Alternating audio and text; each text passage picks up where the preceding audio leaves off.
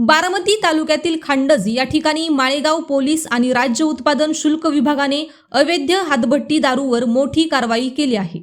रात्री 12:30च्या दरम्यान जाऊन अवैध हातभट्टी व्यवसायासाठी लागणारे कच्चे रसायन आणि त्याला लागणारे साहित्य दबंग अधिकारी म्हणून ओळख असलेले पोलीस अधिकारी निलेश माने यांनी पुणे ग्रामीणचे पोलीस अधीक्षक संदीप सिंह गिल, अप्पर पोलीस अधीक्षक गणेश बिरादार, उपविभागीय पोलीस अधिकारी सुदर्शन राठोड यांच्या आदेशानुसार नष्ट केले आहे। सातत्याने होत असलेल्या कारवाईमुळे बारामती तालुक्यातील अवैध हातभट्टी व्यवसाय करणाऱ्याचे चांगलेच धाबे दणाणले आहेत।